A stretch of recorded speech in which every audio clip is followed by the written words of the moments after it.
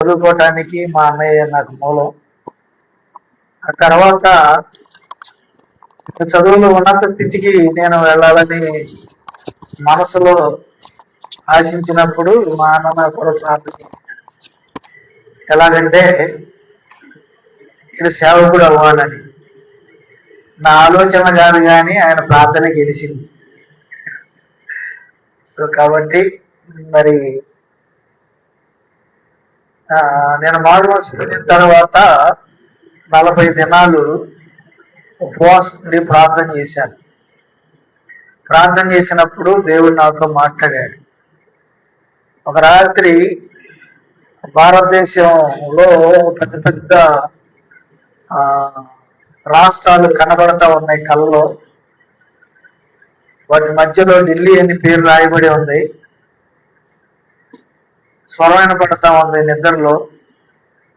ఇది ఢిల్లీ, ఇక్కడికి నువ్వు వెళ్ళాలి సేవ కోసం, సంతకం చేయమని మరి ప్రభు మాట్లాడుతా ఉన్న వాయిస్ వినపడతా ఉంది, స్వరం. నాకు ఇంగ్లీష్ రాదు, హిందీ రాదు, తెలుగు రాదు. తెలుగు అన్నాను, హిందీ ఇంగ్లీష్ 2 భాషలు రావు. అక్కడ వాడుకగా ఆ భాషలో మరి ఎలా ప్రభు అని అడిగితే 3 పర్యాయాలు దేవుడు నాతో మాట్లాడింది ఏంటంటే, ఆ రాత్రి నేను నిన్ను పంపుతున్నాను, నువ్వు సంతకం చెయ్యి. సంతకం చేయమని దేవుడు ఎందుకు మాట్లాడాడో నాకు తర్వాత అర్థమైంది. నేను 97వ సంవత్సరంలో వెళ్ళి అక్కడ పరిస్థితులు తట్టుకోలేక తిరిగి బ్యాక్ అయ్యాను. బ్యాక్ అయినప్పుడు దేవుడు మరలా నాతో మాట్లాడాడు. ఎన్నిసార్లు గద్దించిన లోబడని వాడు మరి హఠాత్తుగా వెలుగు లేకుండా మరణిస్తాడని వాక్యం మన సమాసం తరఫున నాగార్జున సాగర్ కూటాల్లో నేను 15 రోజులు అప్పటికే ఉపవాసం ఉండి ప్రార్థన చేస్తా ఉన్నాను. అయ్యారు వచ్చి లాస్ట్ మెసేజ్ చేయాలి, అది ఆ రోజు లాస్ట్ కూటం. బలిపెట్ట మీద కూర్చొని ప్రార్థన చేస్తా ఉన్నాను. ఒక మగత నాకు వచ్చింది. ఆ మగతలో స్వరమైన పడింది. సామెతల గ్రంథం 18వ అధ్యాయం పట్టుకుంది. ఎన్నిసార్లు గద్దించినా లోబడని వాడు మరి తిరుగు లేకుండా హఠాత్తుగా నాశనమవును అనే మాట నాకు స్వరం ద్వారా వినపడింది. అప్పుడు మా బాబు చిన్నవాడు, నా భార్య సిజరన్ అయింది. కొంచెం డేట్సే, 1 నెల కూడా అవ్వట్లేదు అట్టుకుంది. ఢిల్లీ నుంచి వచ్చేసా. అప్పుడు సడన్ గా స్టిచ్చెస్ అన్ని లోపల 7 స్టిచ్చెస్ అన్ని పగిలిపోయాయి. ఆ సంగతి నాకు తెలియదు. ఈ రోజుల్లో అంటే ఈ ఫోన్లు ఉన్నాయి, ఆ రోజుల్లో ఫోన్లు కూడా లేవు. ఆ కోమాలోకి వెళ్ళింది, మైల్డ్ కోమాలోకి వెళ్ళిపోయింది. ఈ స్టిచ్చెస్ అన్ని పగిలిపోయి లోపల నుండి బ్లీడ్ అవుతా ఉంటాయి. వాళ్ళ మదరు వాళ్ళ సిస్టరు బాగా ఏడుస్తూ ఉన్నారు. ఏదో ల్యాండ్ లైన్ ఫోన్ ఒక ప్రోగ్రామ్ వేసి రోజు ఫోన్ చేసినట్టుగా ఉన్నారు. నాకైతే ఈ విషయం తెలియదు. నాతో దేవుడు ఇలా మాట్లాడాడు అని మరుసటి దినాన్ని వచ్చి నా భార్యకి చెప్పి, అమ్మ మనం ఢిల్లీ వెళ్ళాల్సిందే సేవ కోసం అని చెప్దాం అనేటువంటి ఆ మనసుతో నేను ఉన్నా. దేవుడు మైల్డ్గా కోమాలోకి వెళ్ళిపోయిన ఆమెతో ప్రభు మాట్లాడింది ఏంటంటే, మీరు ఢిల్లీ వెళ్ళి సేవ చేస్తానంటే నేను బ్రతికిస్తా, లేకుంటే నేను తీసుకుంటా. అంటే కమిట్మెంట్ అనమాట. ఆ కోమాలో దేవుడు కమిట్మెంట్ తీసుకున్నాడు. అప్పుడు ఆ ప్రభువా మరి నీ కొరకు మేము ఢిల్లీ వెళ్ళి సేవ చేస్తాము అని అంటే, అప్పుడు ఆ మైల్డ్ కోమాల నుండి బయటకు వచ్చి ఏడ్చింది. మరి ఈ రోజు వరకు కూడా నిజంగా మళ్ళీ డాక్టర్ దగ్గర తీసుకెళ్తే మళ్ళా సిజరాన్ చేయాలన్నాడు. ఎందుకంటే స్టిచ్చెస్ అన్ని పగిలిపోయినాయి కదా, మళ్ళీ ఆపరేషన్ చేసి మళ్ళీ కుట్లేయాల. ప్రార్థన చేశాం. దేవుని కృపను బట్టి మళ్ళీ ఆపరేషన్ అవ్వకుండానే ప్రభు స్వస్థపరిచాడు. నేను నాగార్జున సాగర్ నుంచి వచ్చాను. అలా బస్ దిగి వాళ్ళ ఇంటికి వెళ్తా ఉన్నాను. పరుగు పరుగున నాకు ఎదురుగా వచ్చి దేవుడు నాతో ఇలా మాట్లాడాడు అంటే, నాతో దేవుడు మాట్లాడిన విషయాన్ని నేను ఆమెతో షేర్ చేసుకోవాలని నేను వాళ్ళ ఇంటికి వచ్చిస్తున్నాగా, అదే టైంలో దేవుడు ఆమెతో కూడా మాట్లాడటం సేమ్ టైం. అలా దేవుని చిత్తమని తిరిగి మరలా తెలుసుకొని 97లో మరలా తిరిగి వెళ్ళాను. వెళ్ళినప్పుడు ఒక నిబంధన చేసుకున్నా, కరువైన, ఖడ్గమైన, మరణమైన మరి ఏదైనా నీ కొరకు నేను ఢిల్లీలోనే సేవ చేసి చనిపోతాను ప్రభువా, మరి ఎన్నడూ తిరిగి మరలా ఆంధ్ర వెళ్ళము అని ఒక నిబంధన చేసుకొని ఆ నిబంధనతో సేవలు సాగాను. ఆ దినాల్లో నాకు ఎవ్వరు ఒక్క మనిషి కూడా తెలియదు, ఎక్కడ ఉన్నారో తెలియదు. నా కేదార్ అడ్రస్ ఏ దినం ఎక్కడో తెలియదు, ఏ రోజు ఎక్కడ పడుకుంటానో తెలియదు, ఏం తింటానో తెలియదు. ఎన్ని దినాలు స్నానం లేకుండా, భోజనం లేకుండా నా జీవితం ఆ ఢిల్లీ పట్టణంలో గడిచిందో కూడా చెప్పలేదు. కొంతమంది సేవనే పేరుతో వచ్చాడు, ఆంధ్రాలో ఏదన్నా చేసి వచ్చాడేమో అని సందేహించి అది ఇంటి గుమ్మం లోపల కూడా రాణించేవాడు కాదు. ఆ గుమ్మంలోనే ఒక 10 నిమిషాలు 5 నిమిషాలు మాట్లాడితే ఆ 10-15 నిమిషాలే సువార్త బోధించి అట్నుంచి అటు వెళ్ళిపోయిన దినాలు చాలా కుటుంబాలు ఉన్నాయి, చాలా మాసాలు ఉన్నాయి, చాలా దినాలు గడిచిపోయి. మరి నేను ఏంటి తినేది అంటే, ఎప్పుడన్నా ఒక రూపాయి, ₹1 పావుల, ₹2 అలా ఉంటే ఆ పక్కన ఏదైనా ఫుడ్ కోర్ట్ మీద మొక్కజొన్న కండ్లు అలా దొరికితే తినటం, 2-3 దినాలు అలా ఉపవాసం ఉండటం. మంచినీళ్ళు ఏంటంటే ఆ పావులకు ఒక గ్లాస్ మంచినీళ్ళు అమ్మేవాళ్ళు, లేకుంటే ఎక్కడన్నా బాత్రూంలో మంచినీళ్ళు తాగటం. అలా ఈ విధంగా 97 మొత్తం కూడా గడిపేశాను. ఇక్కడికి వచ్చే సమయానికి మన కర్ర ఎలా ఉండదో అలా చిక్కిపోయా. ఏంటి అట్లా అయిపోయావు అని. కడుపులో నొప్పి వచ్చి ఆకలేసి కడుపులో నొప్పి వచ్చినప్పుడు పార్కులో ఐరన్ బెంచీలు ఉంటాయి, ఆ బెంచీలకి అలా పొట్ట నొక్కేసేవాడు అన్నమాట, కడుపులో నొప్పి తట్టుకోలేక.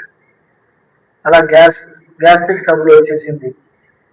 విపరీతమైన కడుపులో నొప్పి, మంట, సురుకు, అనారోగ్యం వచ్చేసింది. ఇలాంటి పరిస్థితుల్లో ఉన్నప్పుడు నేను తిరిగి ఆంధ్ర వచ్చాను. భార్య పిల్లలు ఎలా ఉంటారో అని. అప్పుడు నా భార్య వాళ్ళ ఇంటి దగ్గర ఉంది, ఎందుకంటే పిల్లలు కూడా చిన్నోళ్ళు కాబట్టి. అక్కడికి వెళ్ళిన తర్వాత జనరల్ కంపార్ట్మెంట్లో వచ్చాను, రిజర్వేషన్ కాదు. చూసిన తర్వాత ఇక నేను అనుకున్నాను, నేను ఒంటరిగా ఇలాగే ఢిల్లీలో సేవ చేసి ఎక్కడో చనిపోతాను, నేను నా భార్య పిల్లలతో ఢిల్లీలో నేను సెటిల్ అవ్వలేదేమో, అసలు నిరీక్షణే లేదు. అలాంటి పరిస్థితి.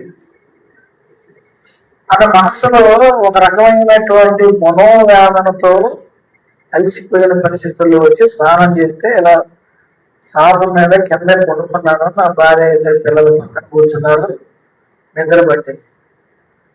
ఆ నిద్రలో ఒక స్వరం వినబడతా ఉంది మనమే. నా బతుకంతా స్వరాలు ఏమిటో. పార్కులో పడుకుంటే స్వరం వినబడుతుంది. అది మన రోజు తోటలో ఉన్నప్పుడు చాలా అయింది. నిద్ర పోతుంటే అయ్యారా చేయలే అనేది. ఆయన తోటలో ఉండేవాడు కాదు, ఆయన ఎక్కడో క్యాంప్కి వెళ్ళేవాడు. అయితే అయ్యారు తెల్లటి వస్త్రాలు వేసుకొని నిద్రపోతుంటే అర్ధరాత్రి లేనేవాడు.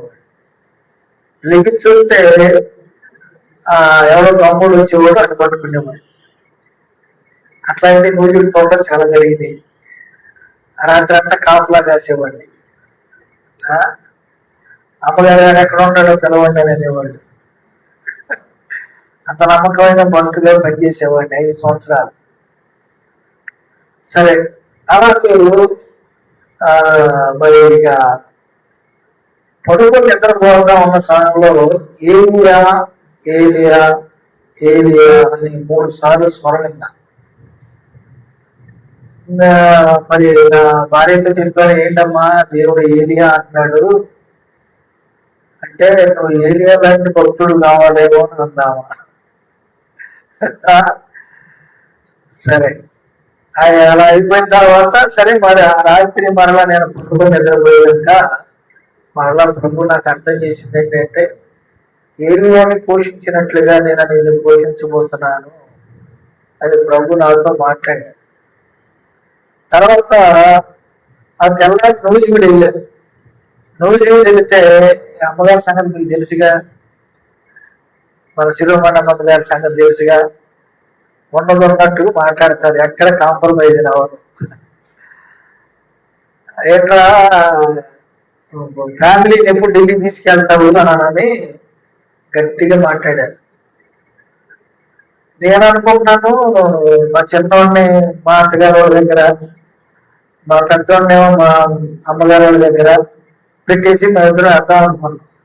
అమ్మగారు అన్నాడు, అసలు ఎవరి దగ్గర పెట్టడానికి లేదు, నువ్వు అర్జెంటుగా నీ ఫ్యామిలీ నువ్వు తీసుకొని ఢిల్లీ వెళ్ళిపోవాల్సిందే అని అన్నాడు. ఒక్కడనే పార్కులు, కుష్టి రోగులు, ఆ చెట్లు ఈ పుట్ట పెంచి తిండి లేని పరిస్థితి, నీళ్ళు లేని పరిస్థితులు అమ్మగారు ఇంటికి వెళ్ళమంటున్నారు. సరేనమ్మా అన్నా, ఎదురు చెప్పడం ఎమ్మెల్యే లేదు కాబట్టి సరేనమ్మా అని అన్నా. ఢిల్లీ వెళ్ళడానికి కూడా ఛార్జీ ఢిల్లీ డబ్బులు పరిస్థితి 350 రూపాయలు ఎవరో ఒక ఆయన ఆ రోజు ఇస్తే రిజర్వేషన్ చేయించారు. ఇంకయ్యే డబ్బులు మా దగ్గర. నేను నరసరావుపేటలో చదువుకునేటప్పుడు నాకు ఒక కిరోసిన్ స్టవ్ ఒకటి ఉండేది. 2-3 పాత దేశాలు ఉన్నాయి. అవి ఒక గోల్ సంచులు వేసుకున్నాం, స్టవ్ తీసుకున్నాం, 2 పిల్లలు తీసుకున్నాం. మా నాన్నగారు అయితే అసలు సజీవంగా ఢిల్లీ ఏరటానికి వెళ్ళలేదు. నీకంటే భక్తులు ఉన్నారు, అంత భక్తుడు అంటే భవనంలో చెడిపోయిన నువ్వు ఇప్పుడు ఏదో మారు మనసు పొంది ఢిల్లీ వెళ్ళి భక్తుడు నాకు సేవ చేస్తానంటావు అని ఆయన అంటావు తిరిగాడు. నేను మా నాన్నగారికి చెప్పా, నువ్వు నాకు శరీర సంబంధమైన తండ్రి, దేవుడు నాకు ఆత్మ సంబంధమైన తండ్రి, ఆయన నన్ను కన్నాడు. ఆయన నేను మరి దేవుడి మాట విన్నా నీ మాట విన్నా. ఇంకా అదే మాట్లాడలా. ఇక వెళ్ళిపోతున్న సమయంలో అన్నయ్య రైల్వే స్టేషన్కి వచ్చారు. మీకు బండి మూవ్ అవుతుంది, అయ్యా వెళ్ళిపోతున్నావా అని అన్నాడు. ఎందుకంటే ఈయనకి నా మీద మంచి అభిమానం ఉంటుంది. అందరికంటే చిన్నవాడిని, మా తమ్ముడిని బాగా చదివించాలి, వాడిని గొప్పని చేయాలి అని ఒక చిన్నతనం నుండి ఆయన మైండ్లో ఉన్న థాట్ని ఆ తర్వాత గ్రహించా. అందుకనే నన్ను బాగుంటేవాడు, కుంటేవాడు, ఈయన ఎట్లాగైనా చదివించి పైకి తీసుకురావాలని అనుకునేవాడు. ఆ అభిమానంతో స్టేషన్కి వచ్చి అయా వెళ్ళిపోతున్నావు అంటే ప్రార్థన చెయ్యి, మరి నేను నడి సముద్రంలో ఉన్నట్లుగా ఉన్నాను, ఎక్కడికి వెళ్ళాలో తెలియదు, పిల్లలు ఏంటి, భార్య ఏమిటి, ఎవరి దగ్గర ఉండాలో తెలియదు, భాష రాదు అని మరి ఏ దానికి చేస్తానో తెలియదు, ప్రార్థన చేయమని అన్నయ్య చెప్పాను. దాంతో బండి స్టార్ట్ అయింది. ఇంకా ఆయన ద్వారా ఆయన వెళ్ళిపోయాడు, నా ద్వారా నేను వెళ్ళిపోయాను. వెళ్ళిన తర్వాత తెలిసిన వాళ్ళ ఇంట్లో 12 రోజులు ఉన్నాం. నేను ఒంటరిగా 97లో ఇలా బైబిల్ ట్రాక్స్ పంచుతూ బస్సులో ఉంటున్న సమయంలో ఒక ఏరియాలో ట్రాక్స్ పంచుతున్నప్పుడు బస్సులో ఒక ఆయన కలిశారు. ఆయన చీరాల త్రూఅవుట్ ఇండియా మొత్తానికి ఎంప్లాయ్మెంట్ డైరెక్టర్ ఆయన. ఆయన ఎవరో నాకు తెలియదు, నేనెవరో ఆయనకి తెలియదు. బస్సులో కలుసుకున్నాం ఆ రోజే. ట్రాక్స్ ఇస్తే ఆయన తమిళ్ మాట్లాడాడు. తమిళ్ మాట్లాడితే నాకు తమిళ్ రాదన్న. తెలుగు అన్నాడు. తెలుగు మాట్లాడాడు ఆయన. సరేనని ఇంకా జస్ట్ ఆ సంఘర్షణ అంతా 2 నిమిషాల్లో ఆయన స్టాప్ రాబోతా ఉందో దిగబోతున్నాడు. సార్ మీ అడ్రస్ ఇస్తారా, ఫోన్ నెంబర్ ఇస్తారా అని అడిగితే నా డైరీలో టకటకమని 2 లైన్ల అడ్రస్, ఫోన్ నెంబర్ రాసేసి దిగిపోయాడు. అది బైబిల్ కవర్లో పెట్టుకున్నా, స్లిప్ చింపి ఎప్పుడన్నా టైం ఉంటే రమ్మన్నాడు. నేను సంవత్సరం అంతా 97 అంతా కూడా ఎప్పుడు వెళ్ళలేదు, కానీ 98లో ఫ్యామిలీతో వెళ్ళినప్పుడు ప్రతిరోజు నా భార్య నేను చంటి బిడ్డలను పెట్టుకొని ఉదయం సాయంకాలం కన్నీటితో ప్రార్థన చేసేవాళ్ళు. ప్రభువా, ఎంత పట్టణంలో ఎక్కడ ఉండాలి తెలియదు, రెంట్ కట్టగలిగిన స్థితి కాదు అని ఆ పరిసర ప్రాంతాల్లో మేము ఎక్కడైతే వెళ్ళామో 1500కి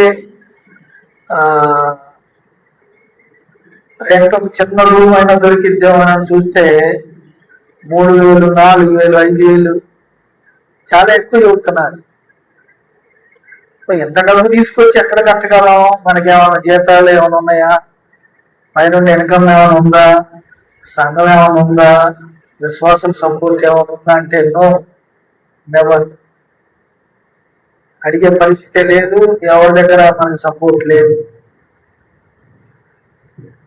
సరేనని అట్లా ఒక 10 దినాలు 12 దినాలు గడిచిపోయిన తర్వాత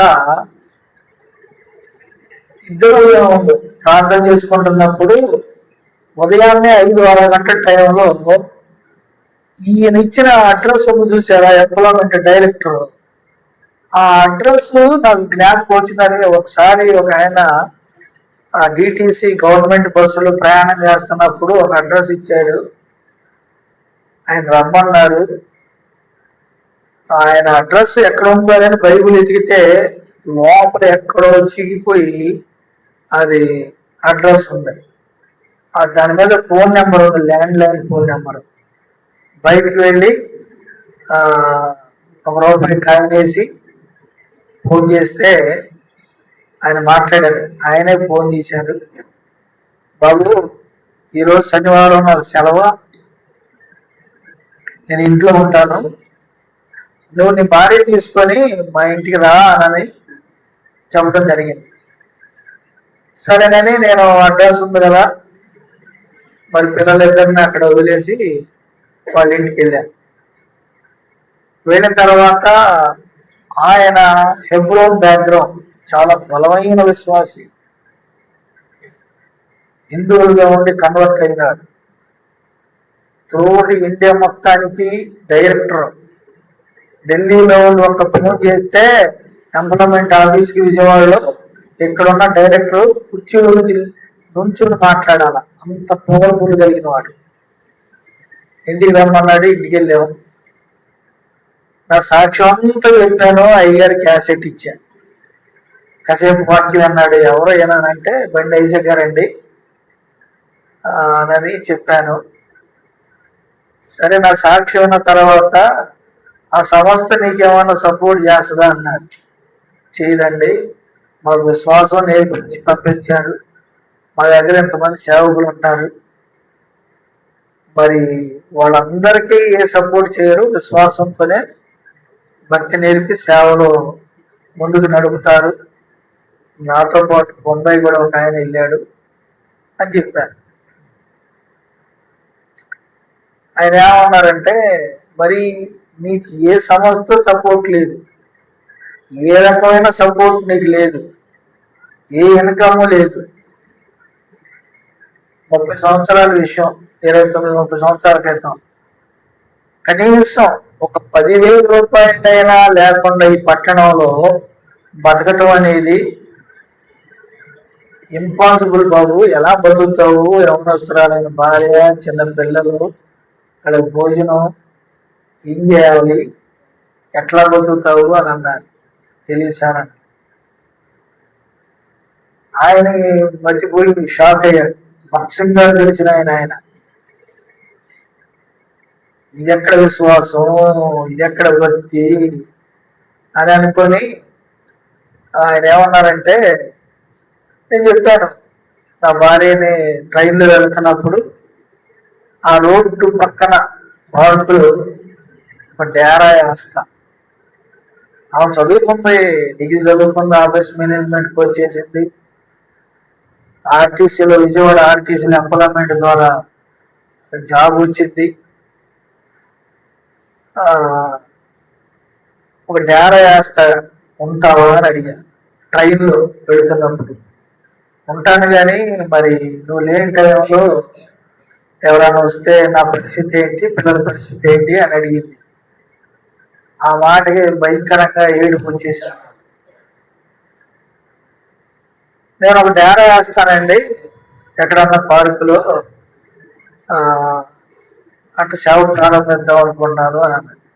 ఏం మాట్లాడుతున్నావు బాబు, ఇది ఢిల్లీ, ఆంధ్ర కాదు డేరా వేసి ఉండడానికి అని అన్నాడు. అప్పుడు నాకు తెలిసిన విశ్వాసం అదే, నాకున్న ఊపు అదే, ఏమీ లేదు, వేరే ఆధారమే లేదు. అంటే సరేనని పెద్ద గవర్నమెంట్ క్వార్టర్ ఎంత ఉండదంటే ఒక్కొక్క రూము దీంట్లో సగం ఉంటుంది. అలాంటి 5-6 రూములు ఉంటాయి. పెద్ద హాల్, ఐఏఎస్ ర్యాంకులో ఉన్నవాడు ఆయన. సరేనని పక్క రూమ్లోకి వెళ్ళి తన భార్యతో మాట్లాడుకుని వచ్చాడు. వచ్చి ఏమన్నారంటే, బాబు దిల్షద్ గార్డెన్ అంటే ఇప్పుడు నేను ఉంటున్న ఈస్ట్ ఢిల్లీ, దిల్షద్ గార్డెన్ అనే ఏరియాలో నాకు 2 రూమ్స్ సెట్ కలిగిన ఒక ఇల్లు ఉంది. అది 5 నెలల క్రితమే దేవుడు ఆయన సేవ కోసం ఉపయోగించాలని ప్రభు నాతో మాట్లాడాడు. కాబట్టి నువ్వు వస్తానంటే ఈ రోజే నా కారులో అక్కడ తీసుకెళ్తానన్నాడు. ఎగ్జాక్ట్లీ నాతో మాట్లాడిన టయానికి, ప్రభు ఆయనతో మాట్లాడిన టయానికి కరెక్ట్గా 5 మాసాలు. తర్వాత క్యాలిక్యులేట్ చేసుకున్నా, దేవుడు ఇలాంటి కార్యాలు చేస్తాడుగా, ఊరు మనకు ఎవరో తెలియకుండానే ఇతరులతో కూడా మాట్లాడి నాతో మాట్లాడాడు. ఈ ఏరియాని పోషించినట్లుగా నేను పోషిస్తాను అన్న మాట అప్పుడు 5 నెలల క్రితం దేవుడు మాట్లాడాడు. అక్కడ జరిగింది. దేవుడు ఆయనతో మాట్లాడి ఆ ఇంట్లో ఉన్నటువంటి పిహెచ్డి చేసిన భార్యాభర్తలు ఇద్దరిని కూడా ఖాళీ చేయించాడు. 5 నెలల నుంచి ఖాళీ చేసి ఆయన బాధ చేస్తున్నాడు. సేవలో ఉపయోగించాలన్నావు, దీని ఆ టైంకి ఆయన వెళ్ళాను. దేవుడు నన్ను కూడా అక్కడ తీసుకెళ్ళటం.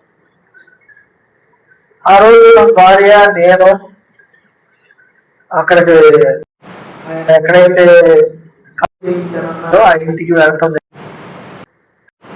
వెళ్ళాము, చూసాము. నేనేమో ప్రార్థన చేసుకున్నావు, అది కూడా 1500, 2000, 3000 కట్టలేని పరిస్థితి.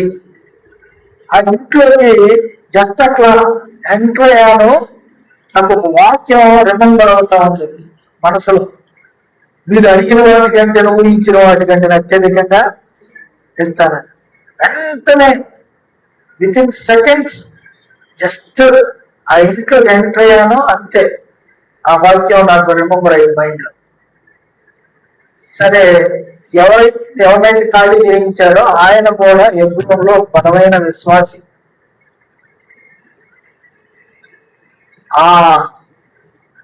ఆయన పిలిచి ఆ రోజు నేను, నా భార్య, ఆయన, ఖాళీ చేసిన ఆయన, మొత్తం 4 ఆ ఇంట్లో మోకరించి ప్రార్థన చేశాం. తాళాలు అలా ఇచ్చాడు. కొద్ది దినాలు మీరు ఇంట్లో ఉండండి బాబు, తర్వాత మీరు సెటిల్ అయిన తర్వాత మీరు చూసుకోండి అని అన్నారు. ఆ ఇంట్లో కొద్ది దినాలన్నీ కాదు, కొద్ది మాసాలు కాదు, 9 సంవత్సరాలు ఉన్నా. ఆ ఇల్లు మాకు ఇరుగ్గా ఉందని దాదాపు ఒక 30-40 మంది పట్టే హాల్ కూడా ఆయన సొంత డబ్బులతో కన్స్ట్రక్ట్ చేయించి సేవ చేయడానికి ఇచ్చారు. రోజు ఫోన్ చేసేవాడు, ఎలా ఉన్నారు. ఆర్థికంగా ఏ సహాయం చేసేవాడు కాదు, కానీ ఆ ఇల్లు ఇచ్చాడు. నువ్వు ఇలా సేవ చేయాలని నన్ను బాగా ప్రోత్సహించేవాడు. ప్రతి శుక్రవారం ఒక పెద్ద సంచేసుకొని మా ఇంటికి వచ్చేవాడు. ఆ దగ్గరలో విశ్వాసం అక్కడ ఉంటే ఆ ఇంటికి వెళ్ళేవాళ్ళం. మా బిడ్డల 4 ఇద్దరిని, నా భార్య, ఆయన, ఆ ఇంట్లో ఉన్న భార్య భర్తలు అడుగుతారు. రాత్రి అంతా ప్రార్థన చేసేవాడు. అలా 9 సంవత్సరాలు ఆ స్థలంలో సేవ చేశాను.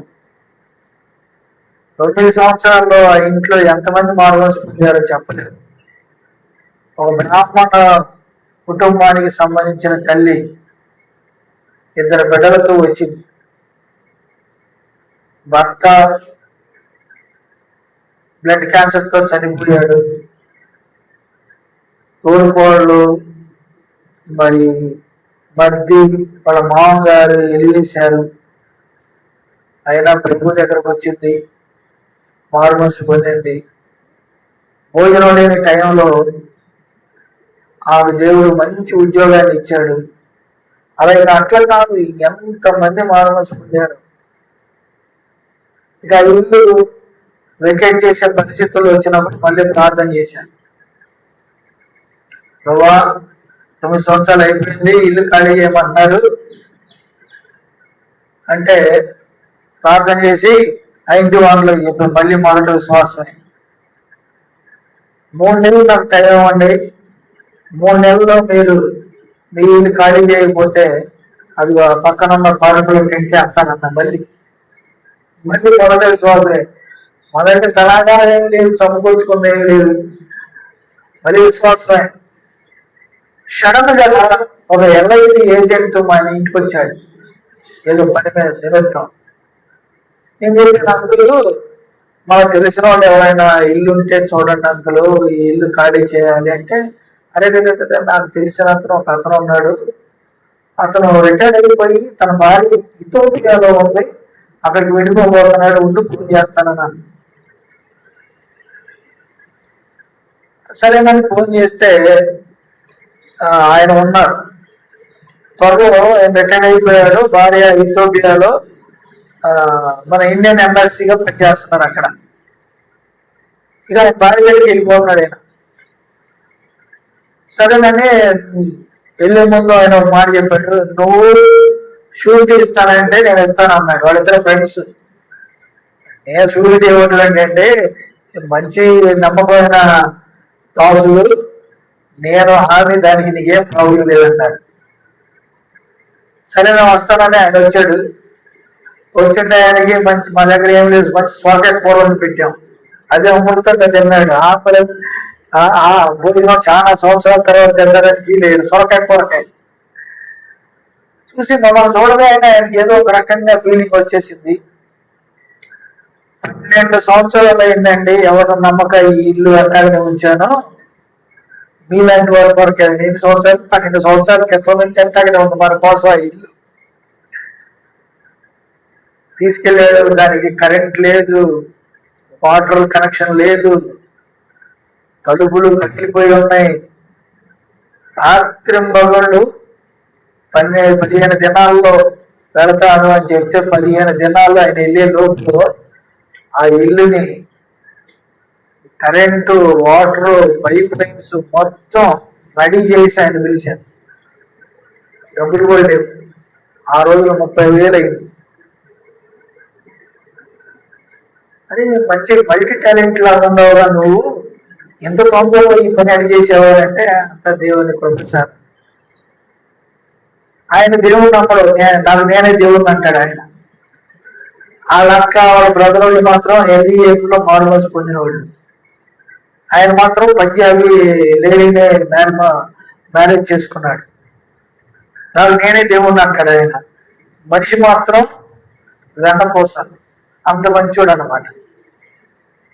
సరేనని ఇంక నాకేం రెండో దేవుడినే, ఇల్లు చూసుకుంటా ఉండు, నేను ఒక 3 సంవత్సరాల తర్వాత వస్తాను, అప్పుడు అడిగి అన్నాడు. సరేనని ఇక ఆ విధంగా మరలా ఇంట్లోకి షిఫ్ట్ అయ్యాం. 4.5 సంవత్సరాలు సుమారు అదే ఇంట్లో ఉన్నాం. ఆయన అనారోగ్యంతో చనిపోయే పరిస్థితుల్లో ఆయన ఢిల్లీ వచ్చాడు. ఢిల్లీ వచ్చినప్పుడు ఆయన ఆత్మ ఎలాగైనా పరలోకానికి వెళ్ళాలని ప్రతి దినం నేను నా భార్య మోటార్ సైకిల్ వేసుకొని ఆయన దగ్గరికి వెళ్ళి ఆయన పాపాలన్నీ ఒప్పించి మరణ పడక మీద ఆయన మారుమనసు పొందించి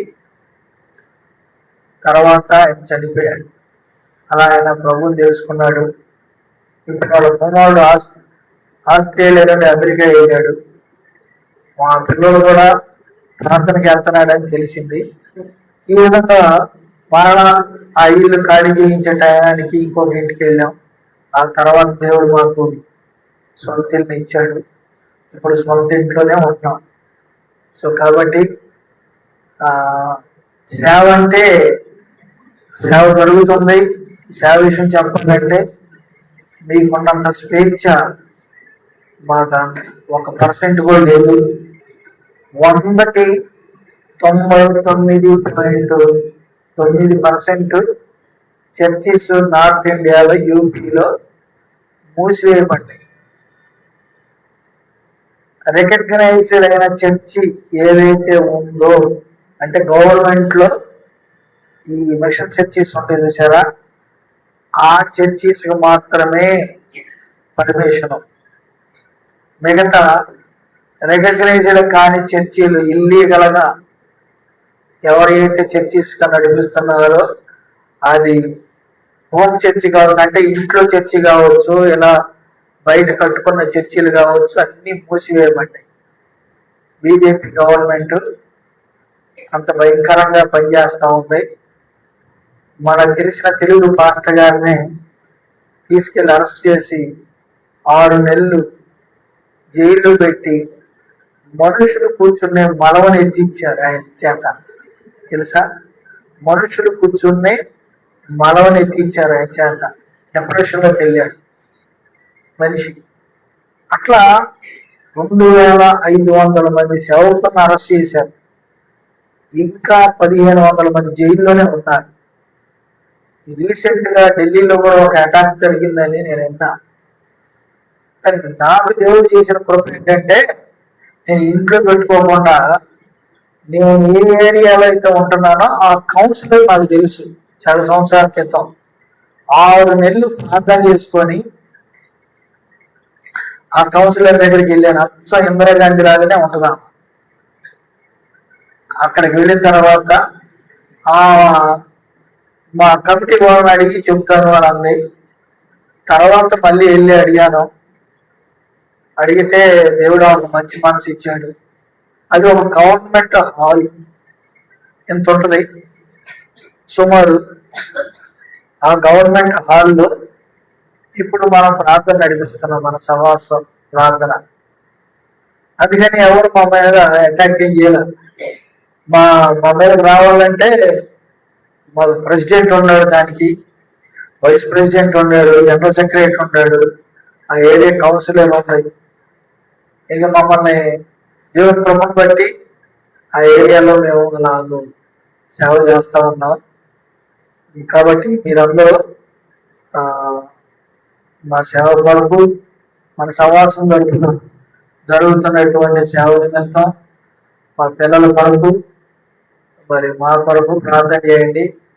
పిల్లల్ని ఎలా చదివించాలా అని నేను భయపడుతున్న సమయంలో దేవుడే వారిని ఉన్నతమైన చదువుకోవడానికి సహాయం చేశాడు.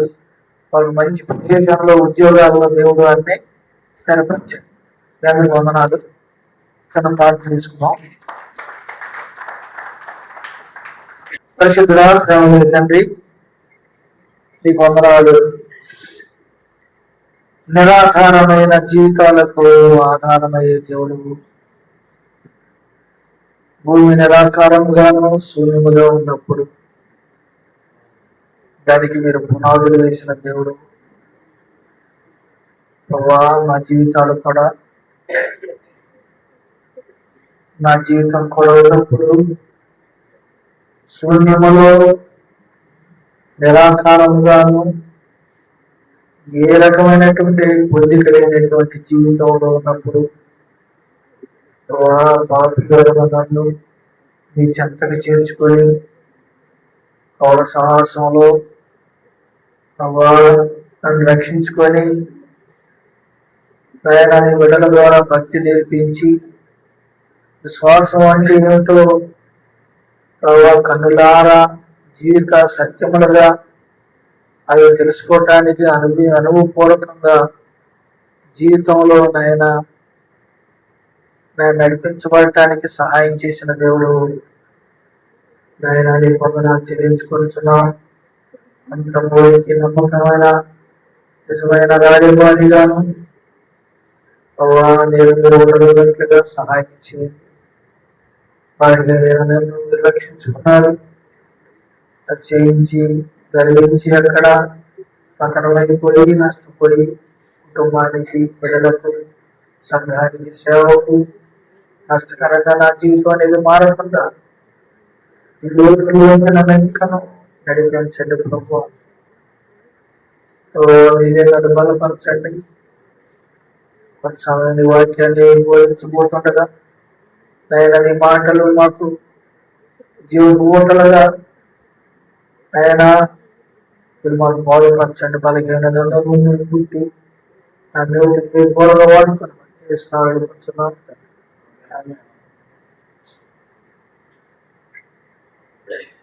మంచిది పిల్లరా,